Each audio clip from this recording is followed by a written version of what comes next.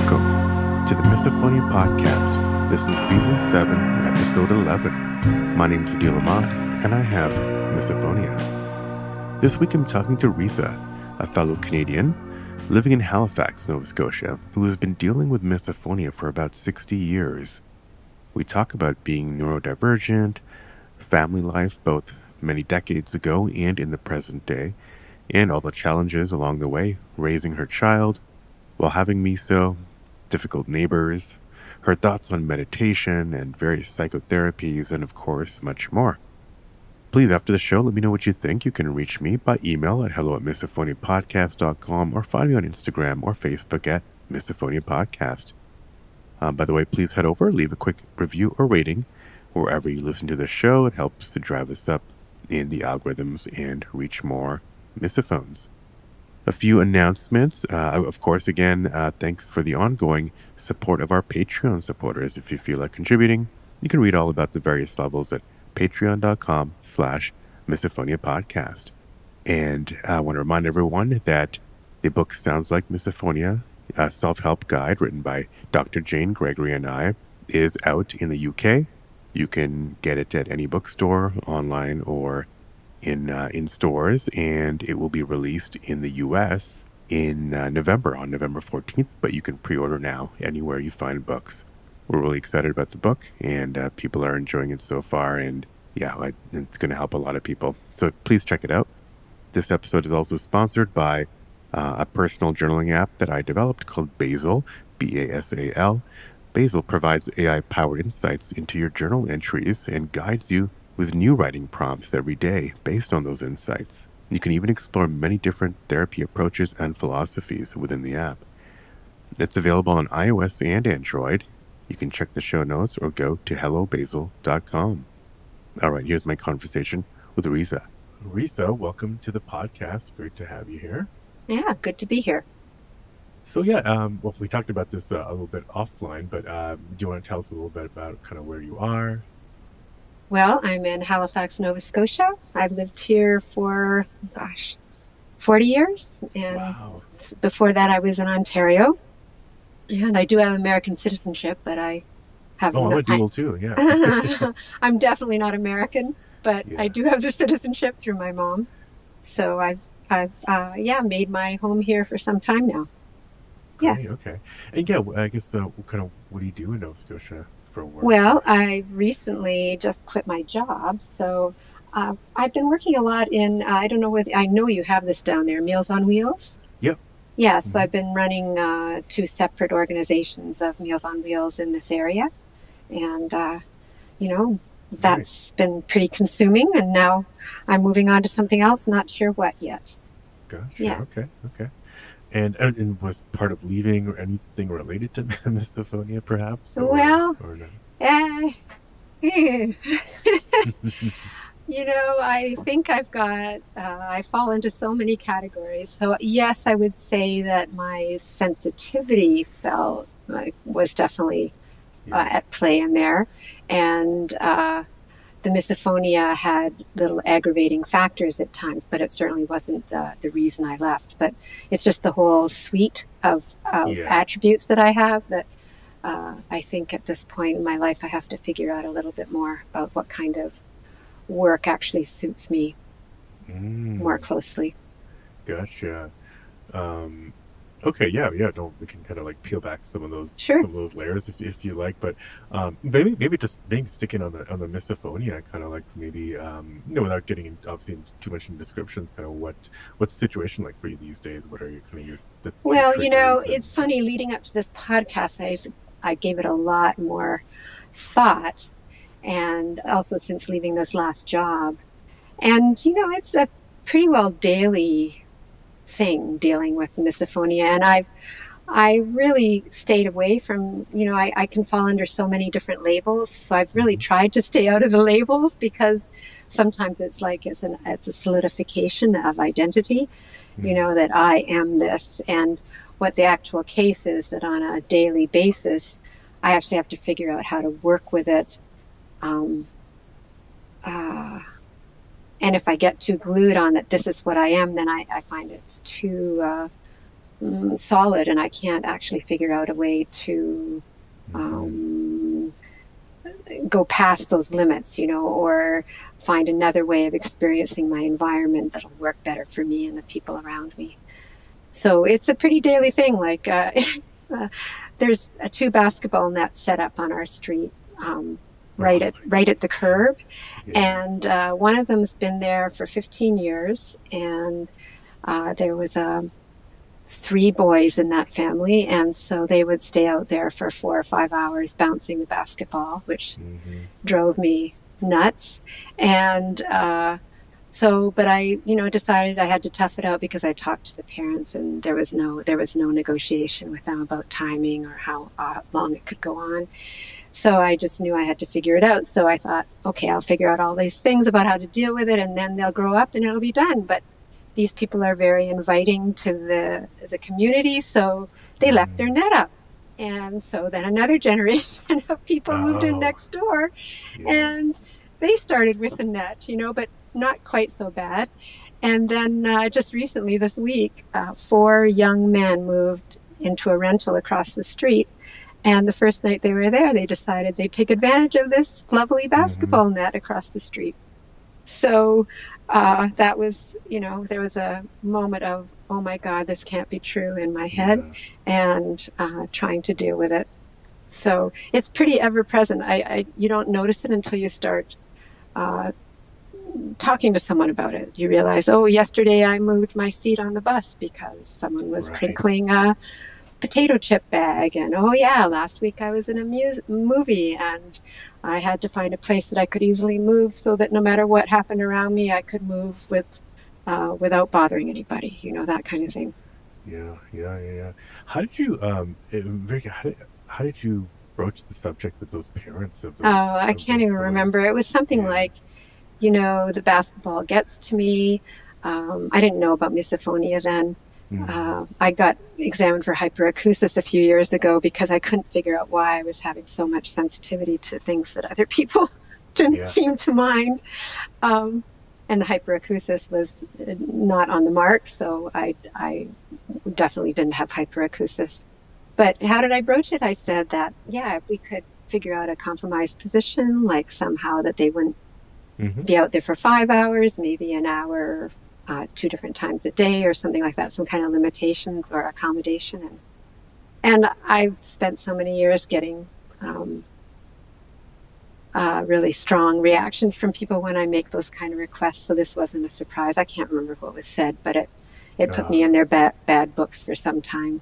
Gotcha. Okay. And I do have, there is the city, there's always the holding. Ordinance. Yeah, I could call, and I never like doing that kind of thing, though. And, they'd have to move it into their driveway, which they can't. Anyway, so I just have, you know what it's like. You just have to figure out how to deal. Yeah. So, but it really made my heart sink to hear these new young men move in. Yeah. Basketballs are. Yeah. It's that and leaf blowers are kind of a neighborhood menace. Yeah, and so it's I always I had a little bit of this isn't fair this time, because it's like I have definitely worked with this completely for 15 years. I've made it something that I have to work with in my own home, and my poor family who's had to deal with me about it, but there should be a point where, I've put 15 years in, maybe somebody else can give now. Yeah, right. A little bit of that, yeah. Yeah, no, we all feel we all feel that. So there's, it's pretty daily. It's just, it becomes such a given that I forget how much energy and is going out to that.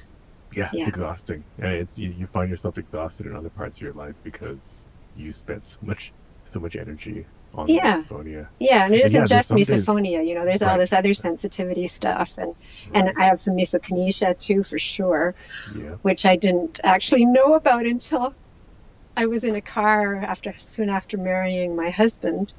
I was driving with him long distances, and he liked to drink coffee in the seat next to me. And I began to realize pretty quickly that his movement of bringing the cup to his Yep. mouth in the periphery of my vision made me want to kill him. Ditto. Same with So it was, I could not understand. It just seemed so absurd, but we just both had to get it that it was absurd, but it was, So he'd have to sit in the back seat if he wanted to drink coffee during the journey, or I'd have to, put a scarf down the side of my face so my peripheral vision would be cut off. Yeah. So when did you find out the misophonia was a thing, had a name? It wasn't until about 5 years ago. I was telling a colleague at work, and this is always a little bit of a confessional, because, most people just consider it, you're too sensitive, or you're too this, or you could get over that if you just decided to, kind of thing. But I was telling her about it, and she said it had a name, and she had joined a Facebook group, and she had to wear earplugs eating with her family. So it was nice to have a name, because, as I said, I went down the hyperacusis route, and that wasn't it. So so that's when I found out, about 5 years ago. Right. And until then you just thought it was like an idiosyncrasy, quirk. Well, it went along with, I was told that I was high strung all my childhood, and so it went along with my general sensitivities. So I just thought of it as part of my constellation with that. It didn't have a separate name. It was just, I'm highly sensitive, and damn, it's another piece to that. Have you heard the term HSP? Like, yeah. When I first ran into that book, I remember I was in a bookstore, and I picked it up, and I think I read it pretty well cover to cover, standing there in the bookstore. It was just like, oh my God, this is my tribe. Yeah. So going back to childhood, I'm curious, kind of, what was childhood like for you? What were kind of maybe some of your early memories of being told you're high strung? And I was high strung from so early. I don't even remember the first time. I talked to my dad in some kind of oblique way about it, and he said he was just so shocked when he saw how I'd react as a 2-year-old, 3-year-old, that he'd come and want to gather me in for something. And if he came too fast, I'd look terrified and sort of bridle, pull back.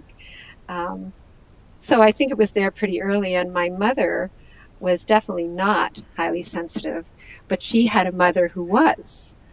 And she always thought that her mother could have been something else if she just tried. But then she saw her child here having the same sort of attributes, and realized that it was genetic. It was inborn, because I didn't decide to have it at 2 and 3.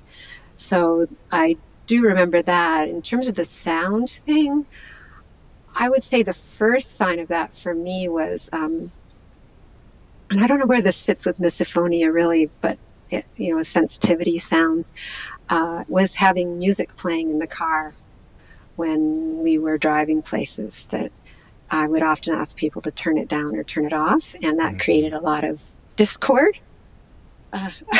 Pun intended. Yeah. Oh yeah, no pun not intended. You can stick an H in there, sure. Yeah, so that's my earliest remembrance of sound-related things, and certainly it's really hard for me to tease out the misophonia completely from the high sensitivity. Yeah. Well, what were some of your other sensitivities, I guess? You mentioned your dad coming into the room too fast. Was it things like lights, colors, or? Touching my body, like tapping me. If somebody taps me or bumps me, it's just the same thing. It's just like, how can I get away from this really fast? So if somebody's tapping the table that my elbows are on, I very discreetly lift my elbows and move my arms really quickly. Bumping is a big one. My family jokes that if I'm not liking something, they say, well, how about if we bumped you instead? It's like, yeah, that would be really preferable. Yeah. Just light sleeper, very Uh-huh. attuned to smells and tastes and, Yep. the usual labels, scratching, Yep. very sensitive to the emotional environment around me.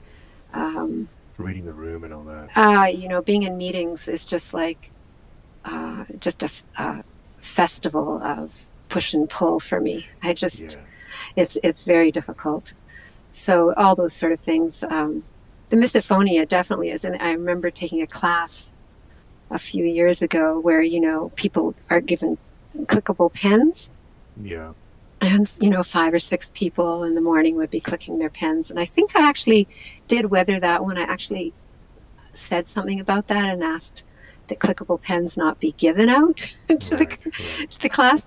But then they put some candy with crinkle wrappers on it out for everybody to have. And I ended up in tears at the end of one morning coping with it. And luckily the people who were running the workshop took me aside and asked me what was going on. And I confessed what was going on, and they immediately took the candies away. But so the sensitivity has just been across the board. Yeah. Yeah, I'm curious. This is a kind of aside, kind of a tangent from misophonia, but speaking of the emotional state of the room, I'm just curious. You're running a couple of organizations. Do you find it challenging to kind of like, be in meetings, being responsible for a lot of people, and basically having all their emotions kind of inside your head? I kind of sometimes wonder, like, looking back, did I kind of like step back from certain positions or titles because it was just too intense to kind of be responsible for so many people? Well, the good thing in both of these things is that the first organization, the Meals on Wheels, there was only 2 people in the office, and the rest was pretty remote. The kitchen was somewhere else. The volunteers were somewhere else. Dealing with the board was horrendous. It was just horrendous. It was, it would take me hours and hours to recover from that. And I just hated it. And the most recent one, I was actually, again, pretty solo worker within a senior center.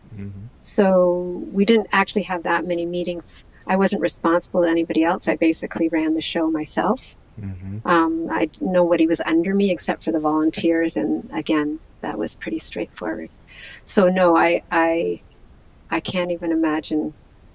I can't. It's just and I'm an introvert too. So you put that on top of it. I'm very I can talk to you. I talk very well. I'm gregarious. No one would suspect I was an introvert if I was out in public at something, but it exhausts me and I avoid it. And I often wish that we could take in information by osmosis instead of actually having to talk about it. I could find all about you, Adil, because you were in the room with me and you just fed it over to me somehow. That's interesting. Going back, switching back to childhood with all these sensitivities, sound being one of them. Did you did your parents ever take you to a therapist or psychologist to kind of try to figure things out? No, because I'm 64, and in my childhood, if you were sensitive, you were just sensitive. You were just high strung. There was no talk of resources or no, it just didn't happen then. And I excelled in school, so it wasn't like there was some kind of obvious dysfunction in terms of how I was meeting the world, because I wasn't failing. And I haven't listened to many of your podcasts, but I did listen to one, and the whole idea of it being somewhat connected to childhood, I'll say trauma, although I think that's a little bit strong a term for my situation. But I do think that where this feeds into any of it, I don't know. But when my parents were having trouble before they divorced, they used to have fights in the house. But they'd go to the basement, and I would glue my ears to the hot air vents to hear what was going on.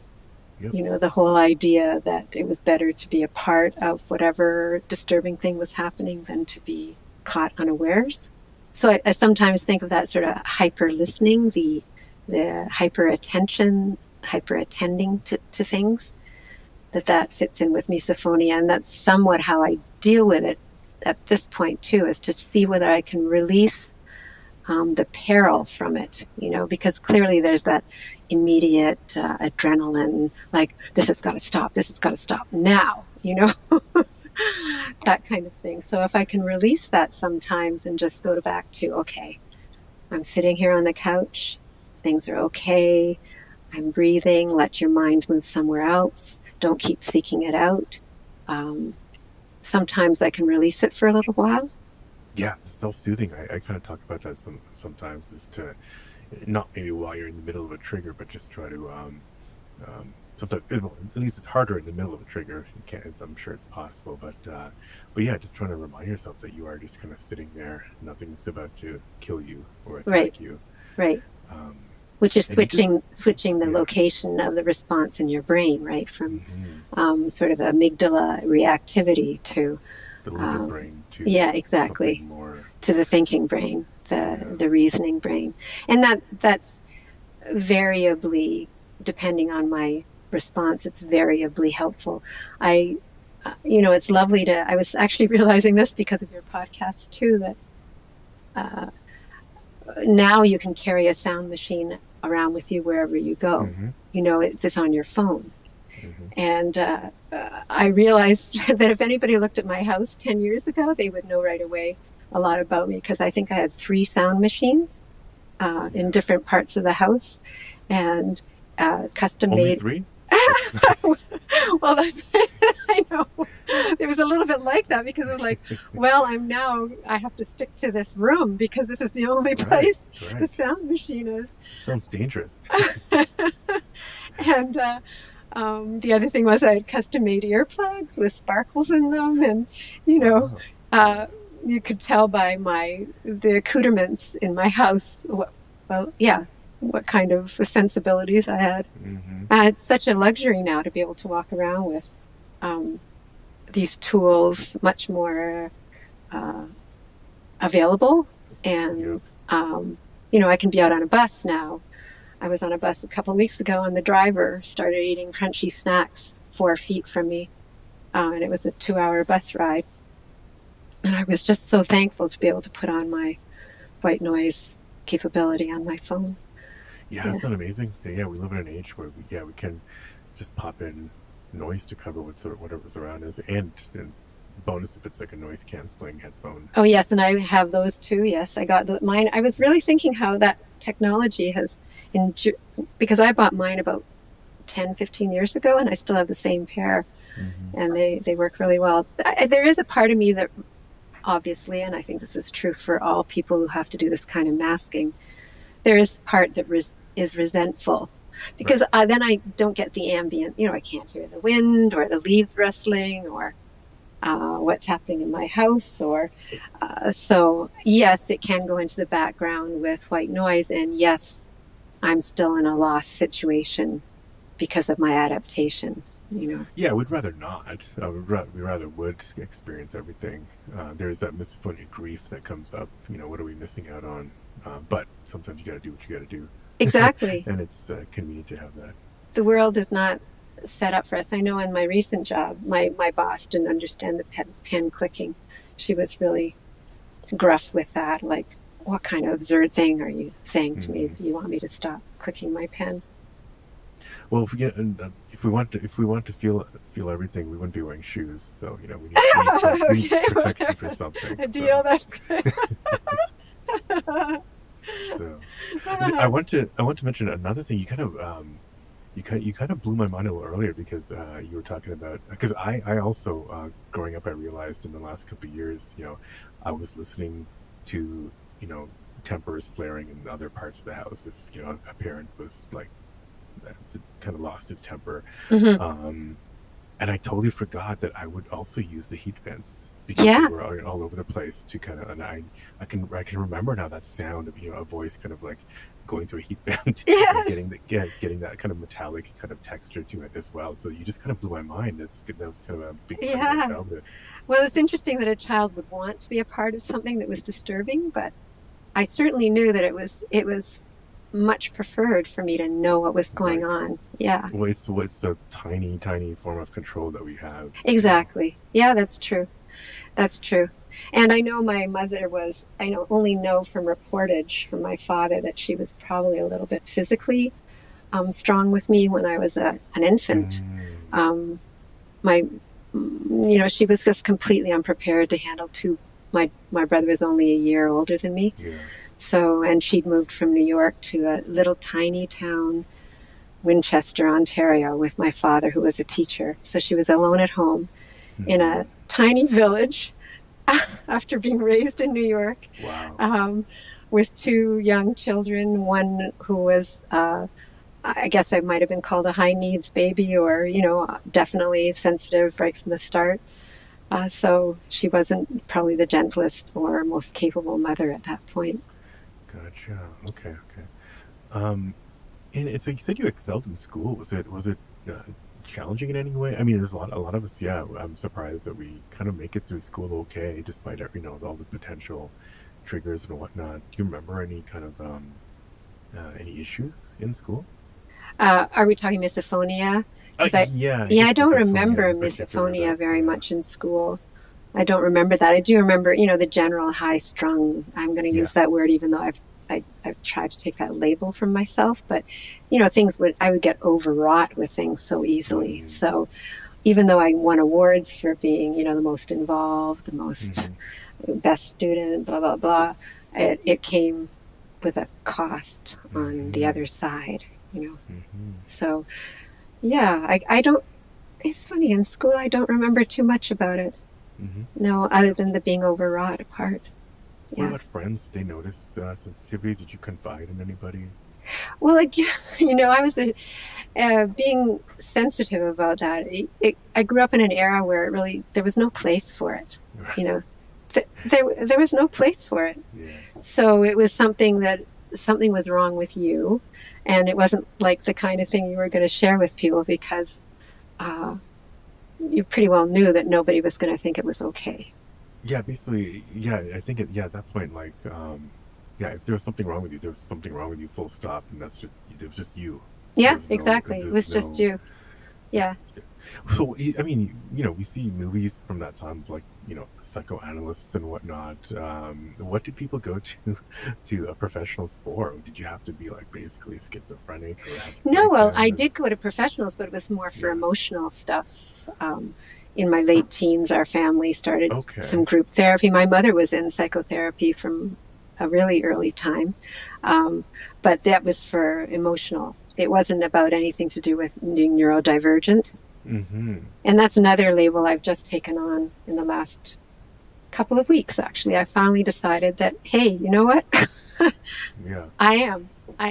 Some people, it's bandied around so much, but I am across the board pretty neurodivergent. Yeah. How do you define that, neurodivergent? I mean, we've kind of described a lot of your symptoms. Definitely. Yeah, I think. To that. Well, definitely not falling into the norm, and I guess now the signs are so clear that there's a good majority of my reactions to the world that do not fall within the norm or within the median, or that center part of the parabola. Right. Where I'm out on the edges of the spectrum of normalcy or whatever. Yeah. Of how you react to some everyday things. Yeah. That's a good way to define it. I'm sure a lot of people. You're right. That term gets bandied about a lot, but I'm just curious, kind of how people can kind of semi-confirm that they're that the term for them. I think this last job probably because what happened in general about why I left was that it was a year of incredible stress, like just rolling incredible stress at work, short staffing, I was at one time working 3 different people's jobs at once, pretty Herculean This is a pretty Herculean task the last year. Yeah. And for my, even though I'm sensitive, etc., I actually can carry a pretty heavy load. And I did. And then it turned out that my employers, even though they were applauding me for carrying this heavy load, were now dinging me for having some reactions to carrying that heavy load, by like maybe higher irritability or higher sensitivity to things happening around me, and that was because they couldn't understand. At a certain point, it became the norm for me to be carrying that heavy load. So they didn't quite get how taxing it was as the year wore on. So I realized I actually did leave partly because of who I am. Yeah. And it wasn't being acknowledged by my workplace as, and I know I did a fantastic job. And clearly I suffered partly because of the load. Yeah. Yeah. Have you, you didn't get acknowledged there at that work, but other than that woman who kind of like told you what misophonia was, have you bumped into other misophones? No pun intended by bumping, because I know you're not. Yeah, I only actually at this workplace I just left, I did find out that, and again, it was, you never find out, you sort of bump into it, right? Because you're not going up to people and going, tell me about your sensitivities, etc. Right. It's not a question I open up very often. We were talking about earplugs, like, is it Loop? Is Loop one of the earplugs? Which I don't know why I mentioned it to her. And she said, yeah, I bought this kind. And then it came out that actually she has a lot of the same attributes as I do in terms of sound. And actually, we were talking about how for me going into a meeting is like going on an episode of Survivor. And no one else I've met understands me when I say that. And she got it right away. It was really like, it was nice. Yeah. It was really it's like nice. An obstacle course. I mean, literally. Yeah. What's next, and how do I roll with this? Exactly. And what's happening over there, and what's that person doing, and this person's pulling this way, and that one's pushing that way, and everybody's got their agenda, and oh my God, save me. How did you started a family? I'm curious, kind of like how family life was for you, going through that process. Your adult life, basically now with a child. Yeah. And your partner too, obviously. Just sipping coffee in the backseat instead. Oh, the poor guy. And I, you can hear. I mean, that almost brings me to tears. But clearly, when you live with somebody who has this kind of stuff I have going on, there is a cost, and that's what I don't know whether I've emphasized it enough, but I really have taken responsibility for seeing how much adaptation I can do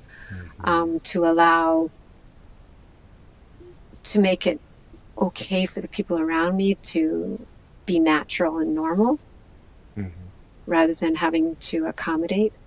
So, but that has been an ongoing struggle of trying to figure out how much my husband is going to adapt and how much I can meet him partway or, not need any adaptation. One of the exceptions he makes in the house is wearing slippers that don't make any sound.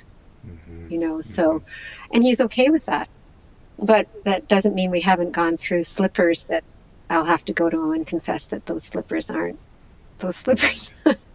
Those slippers actually do make a lot of tapping sounds when you're walking around. And that always is hard for me to keep coming back and asking for an adaptation to happen. Right. So my daughter, actually, when my daughter was a baby, she woke up like really an infant, newborn. I remember she'd wake up if she was on the second floor in the bedroom. She would wake up if someone opened the front door of the house. Just open it up. I said to my husband, I want it to be noted that I did not do anything to my daughter. I did not make her this way. She is waking up because of the front door opening without any kind of education from me. Right. No coaching. And she's not, I would not put her in highly sensitive category, actually. I wouldn't do that. But she's had to make accommodations over her lifetime, or witness, if not that, witness my upset, you know? Yeah. How did you deal with that? And do you ever think about her developing misophonia or sensitivities You know, I didn't think about that. Yeah. Because it wasn't really, well, after that beginning. Well, you know what it was, so. Yeah. For her, mostly what I didn't want to subject her to was, you know, there have been times I'd end up out on the street with her not being able to stay at home because the 3 dogs were barking or the basketballs were going, and I had to find a place to be, and so that kind of thing. Was it your dogs or other dogs? Not my dogs. Yeah. No. So that's been another feature, you know, dogs barking, bass sounds coming out of people's houses because of loud music. So when I say that I was seeking another place to be, that definitely was amped up by having a child, because she may not have been highly sensitive, but she was a high needs baby, couldn't be left alone, and really wanted a lot of attachment and attention. So that everything got heightened because of that for me, because that was a huge demand on my energies for who I am.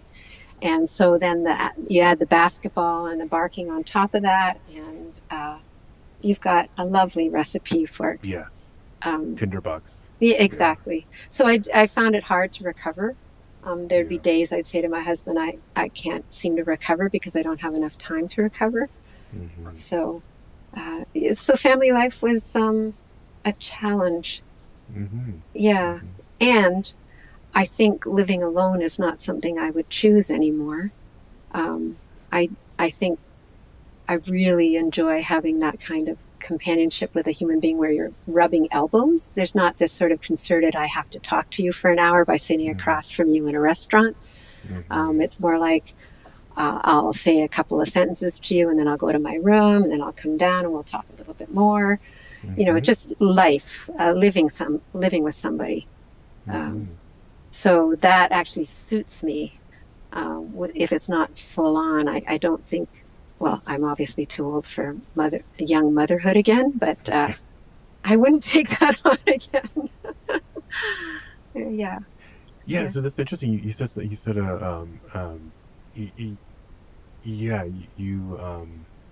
it's almost better to live with someone because were you saying that it's good to live with someone because you can kind of say a couple of sentences, move away, and then come back? It's a whole different kind of.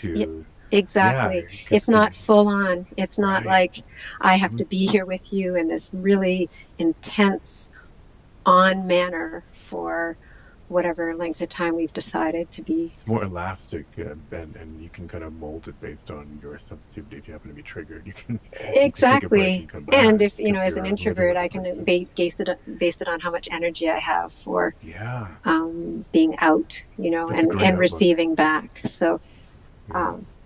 That's an important lesson for people who are wondering, am I ever going to be able to be in any kind of relationship or be around people in general, if you look at it that way. Yeah, no, I get that. Yeah. And, I remember having one boyfriend yell at me, "You're never going to be able to live. No one's ever going to be willing to live with you." I was like, oh my God. There's no gaslighting there at all.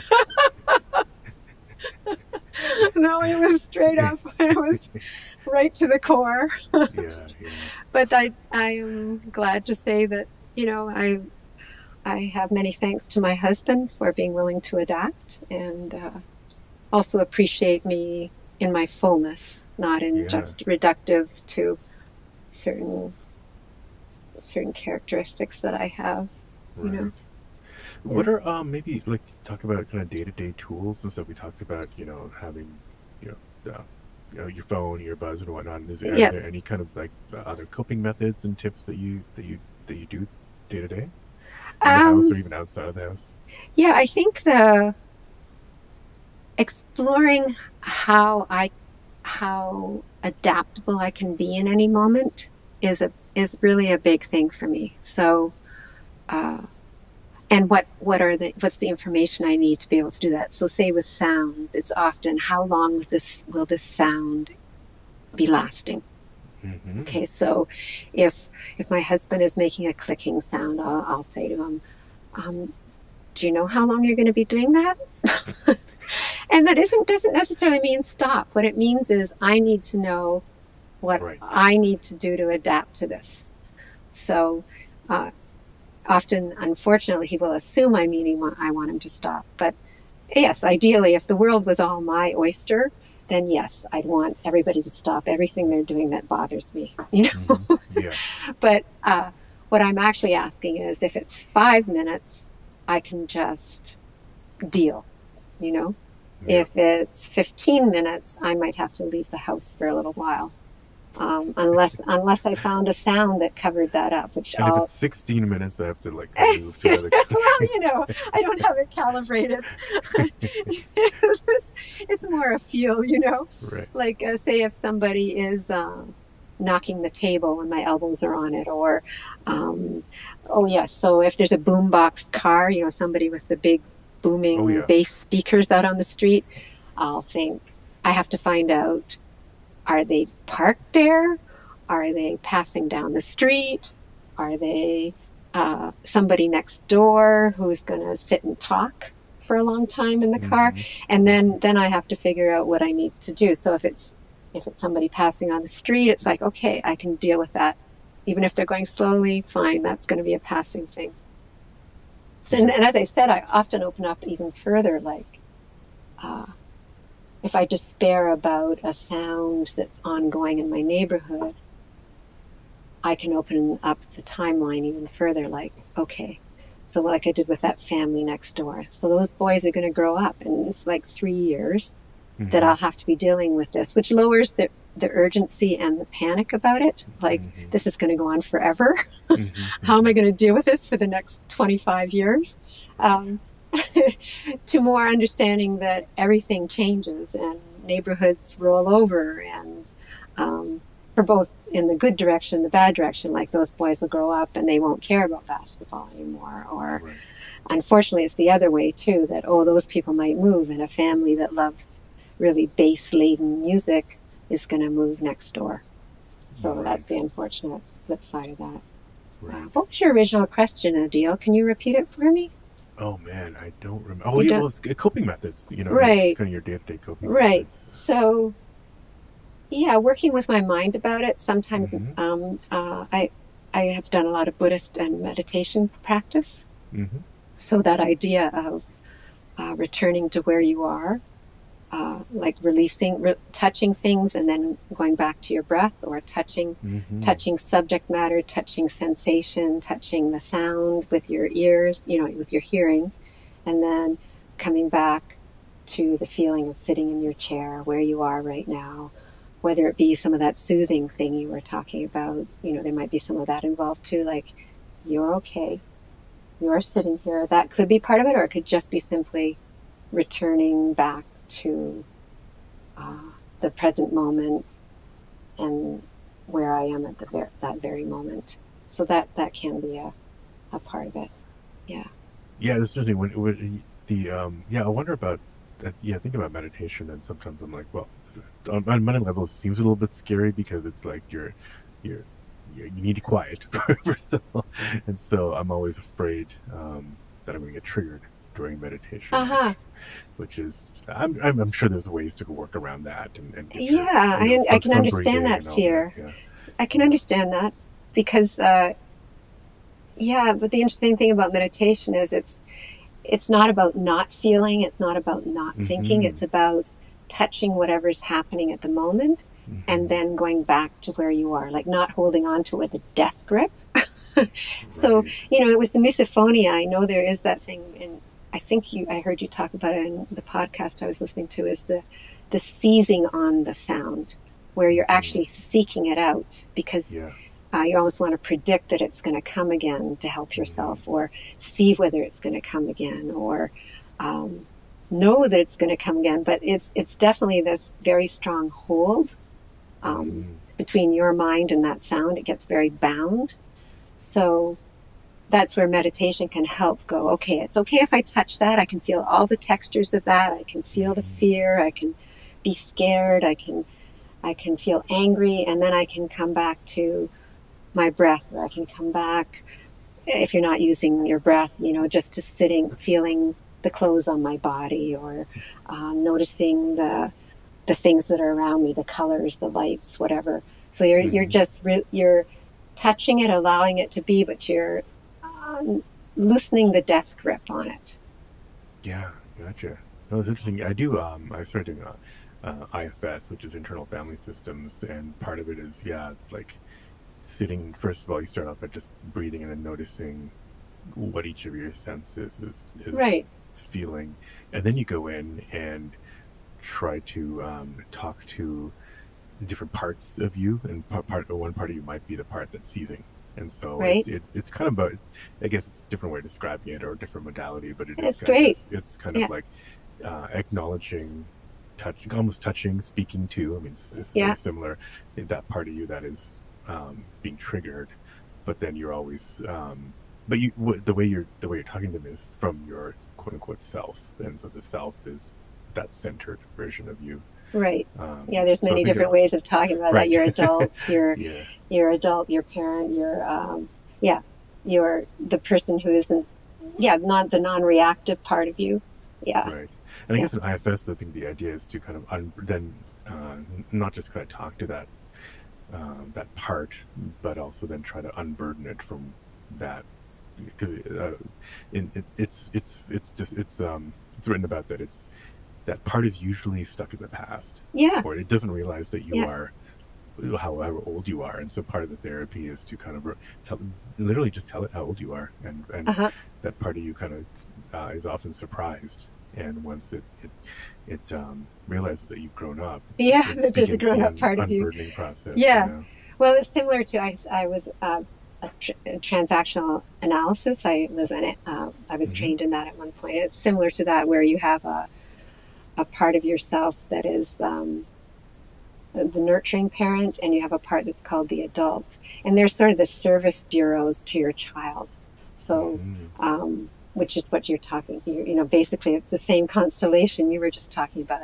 And I like that idea of service bureaus. So it's like they're there to take care of the child. The child doesn't need to take care of the child, and because child parts of you find child ways of dealing with it, that forever, this is going to last forever, this is going to blow me away. There's really strong language that a child would use, whereas a parent could say, this isn't going to last forever.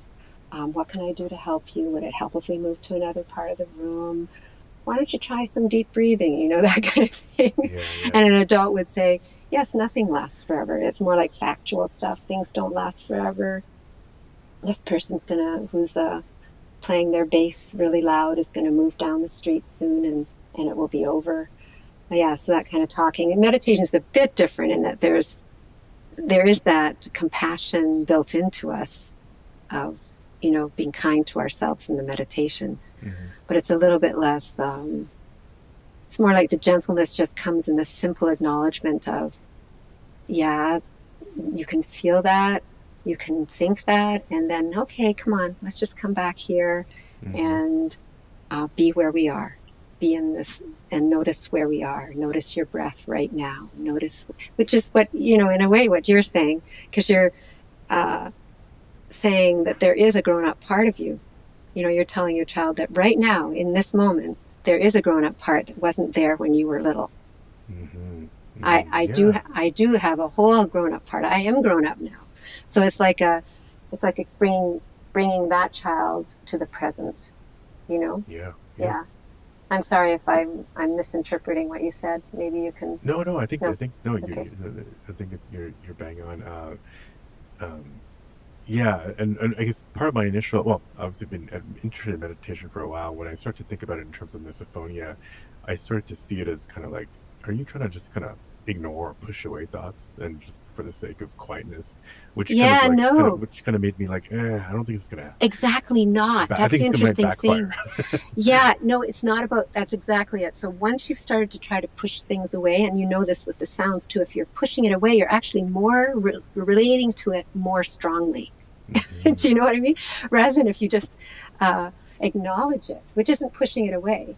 And then it's saying, it's almost like saying, okay, you're there, and now I'm just going to attend to my breath for a moment, you know? Yeah. And then again, you go off in your thoughts. And the moment you notice you're off in your thoughts, or the moment you notice that you're hearing a sound, you're back to the present. You can go, oh yeah, that's a sound.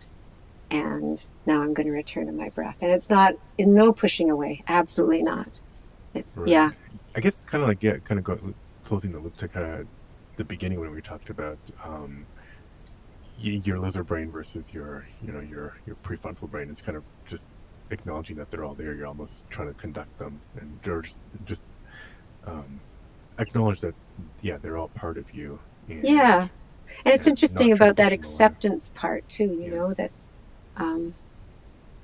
that in a way, if you find acceptance in the moment, you're more relaxed. You know, you can relax more. I don't want to, you know, and now we're into all the meditation. I didn't come on here to give it, because I don't actually meditate that often these days. Okay. But I think the premise is still there. It's an awareness activity. It's actually, and there's where you get out of the reactivity too, is if you bring your awareness to everything that's going on, like say if I am having trouble with a sound and it's incredibly heightened, I can also open up the awareness and notice, okay, you know, I just had a fight with my husband, and my stomach doesn't feel good because I ate so much, and that is aggravating the whole thing. So I can become aware of the bigger picture as well, and that helps put the whole thing in context. So what you were talking about, and so I think what I'm saying is that a lot of my coping has had to do with awareness activity. You know, bringing, again, that's switching parts of the brain. It's like from knee-jerk, I want to kill this person or rip their throat out, which is pretty darn lizard, to, okay, so we're here. What can we do about this right now? This is where the facilitation comes in. And I'm certainly not perfect. I don't want to make it sound like that. It gets all wrapped up in what we were talking about before too, that something's wrong with me. You know, that's really hard to get around. It's something I will probably continue to work with for the next 3 decades. Do you mean like the we talked about where conditions, especially, you know, those of us who were around in the 70s and 80s and before, that any quirk that you have is something wrong with you, or just something you have to deal with. Are you also maybe talking about did you ever feel like any like guilt or shame, and kind of like how your reactions were maybe affecting your relationships with your family members? Yes. And you know what ends up happening is my husband does sometimes what I call over adapt, you know. So I once recently got really angry with him because he had come to the point where he thought even walking underneath my bedroom would cause me trouble. So like if he was on the first floor, just walking through underneath my bedroom, and I got really angry because I felt indicted as being sensitive and therefore causing people to have it to adapt in this hugely horrible way around me. So can you ask that question again? How did I get into this again? Well, we were talking about the last part of the question was as part of the, you know, feeling that there's something wrong with you. Oh yeah, something wrong with me. Any kind of guilt or shame, definitely. It's still there. It's still hard, and I think what happens is I sometimes get angry for people making me this is how I view it, for people making me have to say something about this. And fess up once again to what I am, you know, that I have to put myself out there and be vulnerable, and then I get sort of pissed off about that. But that's an ongoing cycle, you know, where if you want to have I don't know, the situation be suited to you sometimes rather than you adapting to the situation. You do have to be a little bit out there with it. And that's scary. That's a scary place to be for me. No, that's yeah, those are raw emotions that we all feel. Yeah. We rarely have people to talk to about. Yes, thanks for sharing that. Yeah. We're coming up to almost we an hour. are. I don't know, like this doesn't fly by. It always flies by. It does. I guess, yeah. Anything else you kind of want to share from your experiences, misophonia or just general sensitivities? I don't know whether I do want to say that I think one of the reasons I decided to contact you was because I think because of this job experience or whatever, it seems like things are coalescing right now where I really have to be willing to take on some of these labels for a while, you know, whether it be introvert or highly sensitive or, and really, because they are a huge part of who I am. So working with them in silence and not wanting to be labeled or use a label, it seems right now that it might actually be good for me to explore them more fully, you know, how they've affected my life, what a big part of my life they are. And maybe I'm actually looking into studying computer coding at 64, so that maybe it could be a job that would suit my sensibilities in terms of exposure to others, working remotely or whatever, you know. So I thought it would be helpful to just have a full discussion with you on this topic without any worries. Oh, absolutely. Yeah, no worries. I mean, computer coding that's my career. That's what I do. Is it really? So well, then maybe we should talk outside the podcast. Yeah. I think we just have half our brain about that. Absolutely. Yeah. That would be wonderful if you'd be willing to do that.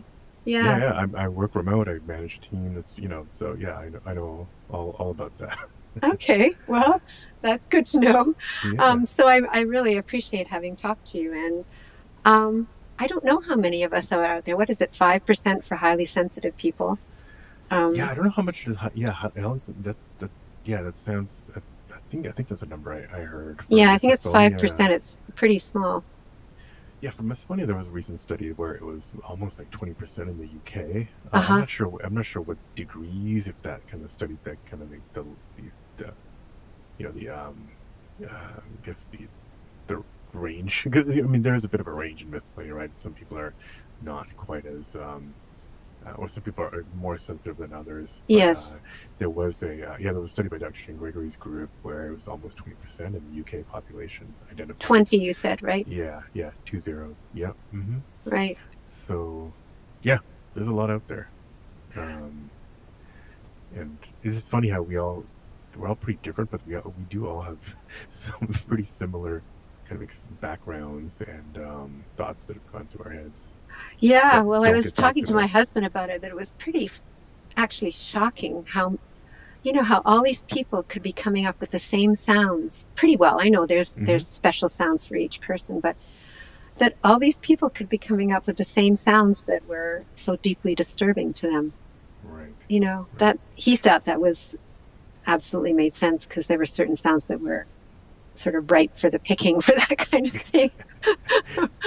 But I still find it quite amazing that without, me not knowing there was anybody else in the universe who had any of these troubles, could come up with basically the same, the big ones, like the crinkling or the gum gum or all those kinds of things, that we could have come up with the same sounds. I'm aware that we're at the end, so I'm trying not to embark on any other tangents here. I've gone in some cases I've gone much longer, but no, I think we covered quite a bit. But thanks Risa for coming on, and we'll be in touch and yes, please talk about coding and stuff. Yes, please. Okay. Great. Well, thanks again. Thanks, Adil. Thank you, Risa, and good luck whatever you do next. And I'm happy to help anyone actually break into tech and coding if you want some advice there. If you like this episode, don't forget to leave a quick review or just hit the 5 stars wherever you listen to this podcast. You can hit me up by email at hello@misophoniapodcast.com or go to the website misophoniapodcast.com. It's even easier to send a message on Instagram at Misophonia Podcast, follow there, or Facebook, and on Twitter/X, it's Misophonia Show. Support the show by visiting the Patreon at patreon.com/Misophonia Podcast. The music, as always, is by Moby. And until next week, wishing you peace and quiet.